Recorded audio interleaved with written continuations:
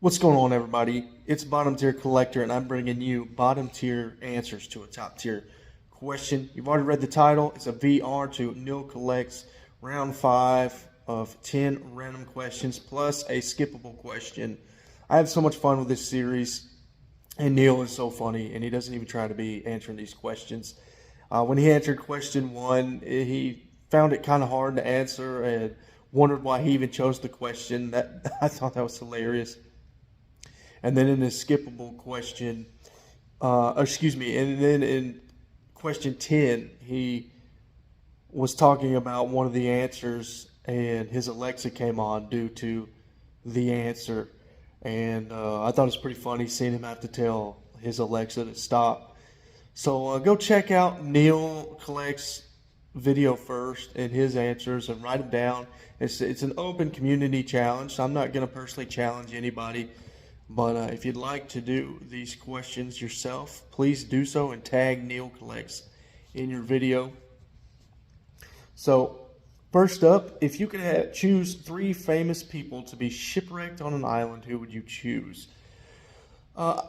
Neil Collects, his first person was Alexa Bliss, and that immediately got me thinking about wrestling, and I've just been in a big wrestling phase, so I thought about how interesting would it be to see certain wrestlers I've never seen wrestle before.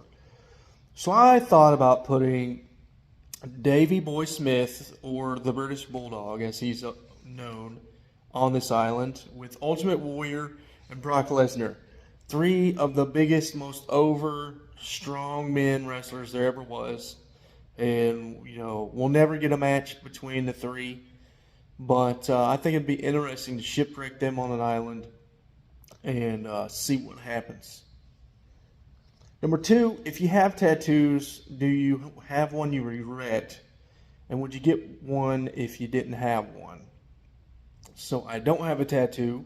I don't know if I'll ever get one, but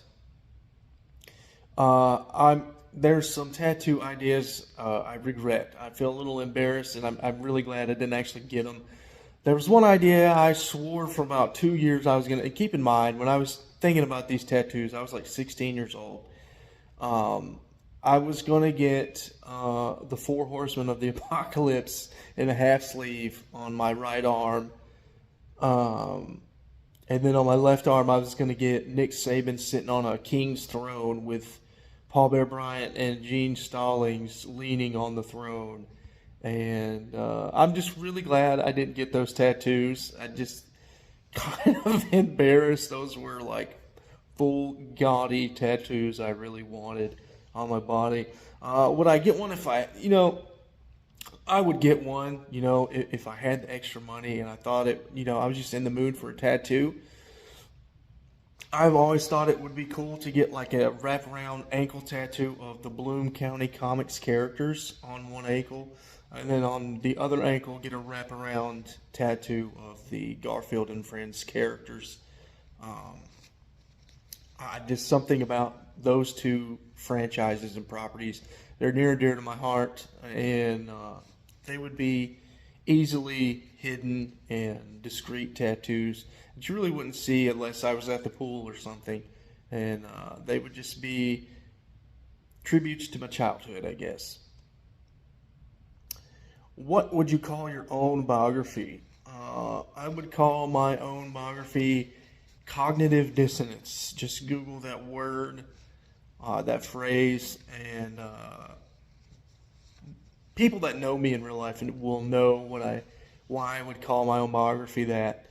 For the people that don't know me in real life, the ages 18 to about 23 really shaped me. Those experiences I had at that age, what I believe in life, the way I act, and the way I turned out here in my late 20s and now early 30s, really have a lot to do with that 5-year time span. Number 4, what is the worst nightmare you've ever had? I don't know if it's a nightmare because me being a natural disaster, I hate to say enthusiast because real people get killed in natural disasters. Oh, it's not like I'm looking forward to seeing like the death and destruction of the earth um, from natural disasters, but I really get excited by the thought of seeing a tornado. Never seen a tornado in real life.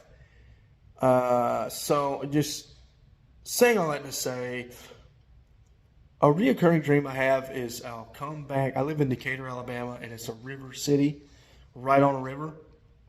And if you're traveling southbound into Decatur, the only way to get into Decatur southbound is through the Decatur Bridge, as we call it. It goes right over the Tennessee River. And I just have a reoccurring dream that I'm coming back into Decatur, and I discovered that it's completely submerged underwater, been totally flooded over, and all I can see is like the tip tops of the tallest buildings in downtown Decatur. And it's pretty eerie dream. And sometimes I've had dreams where I fall off the Decatur Bridge into the river, but yeah, I wouldn't call it a nightmare. I don't wake up like shivering and scared, but definitely a reoccurring like negative dream I have. Number 5, what's your favorite position to sleep in? And I got to say, Neil kind of paused on this. He said, "What's your favorite position?" And my mind went instantly to the gutter before he talked about the sleeping positions. But my favorite position to sleep in is on my left side. It's something I've done because of how my bed faced when I was a kid. Just left side made sense, and now like I'll shift around before I finally settle in and get comfortable. Like I'll shift to my right side, I'll shift to my back. But eventually, when I'm really ready, I'm really tired, and I'm really ready to hit sleep, I'll always roll to my left side and conk out. Number 6, if you see a beggar at the roadside, do you give him money? Admittedly, I do not. It weighs a lot on my heart about helping the poor. It's something Christian people are supposed to be doing. Jesus tells his students that he's teaching in the streets to help the poor. It's something that I think would heal a lot of the problems in the world if society would just help itself. And what I mean by helping itself, the people would help the poor and not the government. If the people would help the poor and the poor would help themselves, without the help of the government, I think a lot of the world's problems, a lot of the burden of the government would go away. But yeah, when it comes to this question, do I help beggars at the roadside? No, I don't, because I agree with Neil and what his answer was. You can't trust anybody, and there are beggars who are clearly faking it in Decatur.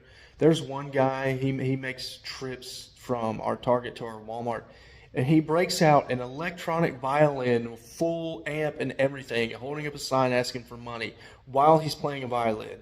Like, get a break, dude. Nobody's giving you money. There's also another family that I haven't seen them beg in a while, but I saw they'll get out in front of their minivan, kids in the minivan on tablets, and they're asking for money. Like, no, I'm not giving those kind of people money, and I know there are real legit beggars out there down on their luck, hard times. A little tangent, if you allow me. When I worked at Food World, when I was like 16, 17, 18 years old, we had an old Vietnam vet that lived in a tent behind a bank in one of our tree areas. And he was truly homeless for a while, and we let him dumpster dive for groceries and stuff. And I still have the game to this day. I had a Game Boy Madden game, and never played it. And he had Legend of Zelda: The Four Swords for Game Boy Advance, and he traded me my Madden game for the Legend of Zelda game, and I just couldn't believe it. I didn't want to take the game from him at first because it was such a rip-off trade. A Game Boy Color Madden game for a Game Boy Advance Legend of Zelda: The Four Swords. Incredible that he was willing to do that.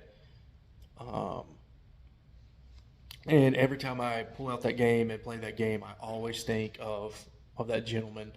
Very nice guy, and he eventually Fell in love with one of the reoccurring customers that would come to Piggly Wiggly, and he moved in with her. And I don't know if he ever got on his feet or anything, but uh, moral of the story, conclusion to his story is he got off his feet and he wasn't homeless the last time I saw him. So good for him. Um, Number 7, how much money would it take for you to pose naked in front of a camera? So if it's a private camera session, like, pictures for my wife, I'd do it for free. Just because, it's my wife. But if we're talking publicly, I actually looked this up. I would pose naked in front of a camera for $5.86.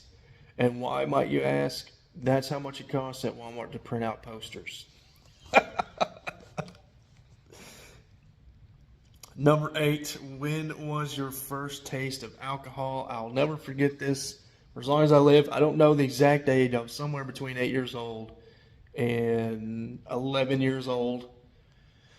And I was at the wooden playground roughly in the middle of town. And it was like summertime. I think I was there with my summer camp and my church summer camp. And there was one of those blue bottles of Riesling, like sparkling wines that are like alcoholic, tucked away underneath one of the pieces of equipment. And I didn't know it was alcohol. I didn't know I was I knew I was being mischievous. I knew I was doing something I shouldn't have done because I kept it secret. But I shared it with, I brought some of my buddies over. And we like snuck under some equipment and drank the bottle of Riesling sparkling wine or whatever that stuff is. It wasn't full, and I didn't get drunk, didn't get buzzed, but it definitely was an alcoholic drink. And my parents don't even know to this day that I did that. And yeah, pretty funny to have that be my first taste of alcohol. Number 9, do you think you could ever relocate to another country? Totally. So not only am I like a big comic book nerd, big video game nerd, I'm also a big beer nerd, and I don't drink as much as I used to, but that used to be a big passion of mine was beer. And mainly international beer. I just have a big appreciation for international beer. And I would move to Munich, Germany, because that's where, some of the Trappist beers are from. That's where some of the beer styles were created. The oldest brewery in the world, Weihenstephaner, is in Munich, Germany, I believe. And then I believe the actual real Oktoberfest is in Munich. So it's a no-brainer that I would want to move to Munich, Germany. And then I would also consider moving to Belgium. Some of my favorite beers, and some of the beers I would say are the best beers in the entire world. The 4 best beer styles in the world: the Belgian wit beer, the Belgian double, the Belgian triple, and the Belgian quadruple are the 4 best beer styles in the world, in my opinion. And nothing compares to the real thing. And some of the biggest, greatest beers in the world. The Westvleteren, I forget the numbers, but there's like 3 legendary Westvleteren beers I've never had, but one of the Westvleteren beers is supposed to be the best beer in the world. And then my current favorite all-time beer, Rochefort 8, is Trappist Rochefort, as I call it, is in Belgium. And then St. Bernardus Abbot 12, ABT 12, is brewed in Belgium. So it's a no-brainer for me to want to go to Belgium. I went on a tangent about beer for some reason, but that's why I would go to Belgium. The best beer in the world is brewed in Belgium, in my opinion. What question are we on? Number 10. So, number 10, on the shipwrecked island for question 1, who would you eat first? So we said Davy Boy Smith, the British Bulldog, the Ultimate Warrior, and Brock Lesnar. I'm probably going to regret this because I feel like Ultimate Warrior would be the most abrasive, the most aggressive at beating me up for food. But I think I would eat Brock Lesnar first. He's a lot fattier than the other two wrestlers, a lot less leaner meat. The muscles wouldn't be as tough to eat, so I definitely would eat Brock Lesnar. And then I wouldn't have to hear about Suplex City anymore if I ate Brock Lesnar first. And then the skip question, have you met a famous person? Yes, I have. Going to comic conventions, I've met Chris Claremont. I've met Peter David. I've met Kevin Eastman from Ninja Turtle fame. I don't know if any of you are punk rockers out there, but I didn't meet him, but I was like 5 feet away from Keith Morris. I should have like stuck my hand out and like been like, dude, such a fan or something. But he like got off stage, like one of the granddaddies of hardcore punk music, Keith freaking Morris of Black Flag and the Circle Jerks. I was there. This has been 10 years ago. His current band Off, was playing in Nashville. At a little dive bar, and great show. And he got off stage, and just like, it was incredible. Like the godfather of hardcore punk, just like walking right in front of me to go either to the bathroom or backstage. Just incredible. But I didn't meet him. I haven't met any wrestlers. I haven't met any video game people. Little fact about me: on my mother's side, I come from a pretty prestigious family from my mother's side. Some of the 1%ers of the world are in that family, that part of my family tree. I'm not overly close to any of them. And, the last time I went to a family reunion, I was just like, screw this. Like, I don't care to be here. It's just a lot of pomp and circumstance and a lot of prestige that I don't really care about. But my great uncle is an athlete of considerable fame. He played for the 1960 or 1961 Alabama National Championship team, and he was a former head football coach of the Tennessee Volunteers. And they fired him They fired him for Johnny Majors, I believe. It's the story I've always heard in the family circle. And because of his legacy, he got inducted to the Tennessee Sports Hall of Fame. It was there at that Tennessee Sports Hall of Fame that I met another head coach of Tennessee, Philip Fulmer. Shook his hand. Nice guy. Don't know if I respect him as a football coach, being an Alabama guy. Roll Tide. Not sure. There's a lot of animosity between the University of Alabama and Phil Fulmer. He's the reason that Alabama went on like a 5 or 6 year suspension from bowl games. Did we deserve it? Probably so. But I just hate tattletales. And I view Philip Fulmer as a tattletale. Those are really the famous people I met. I met Cullen Bunn. I met Marv Wolfman. I've met Dennis Cohen. I've met Kyle Hotz. Most of them I met at conventions. I've been like 10 feet from Lou Ferrigno. Didn't meet him though. Who else have I met? The vocalist from Pillar stuck his mic in my mouth, in my face for me to sing a song kind of with him. I wouldn't call it meeting him, but yeah, I interacted with the vocalist of Pillar one time. I've met Jimmy Palmiotti. That was the first autograph I ever got, was Jimmy Palmiotti. That's about it. Those are all the famous people I believe I've met. Never really had a conversation with these people.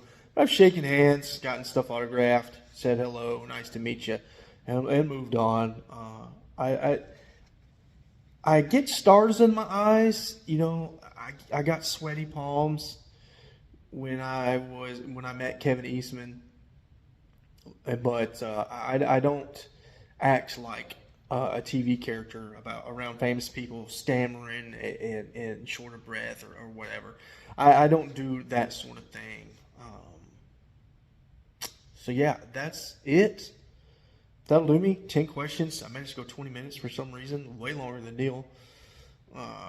Open challenge. If you want to do this challenge, go right ahead. And until next time, guys.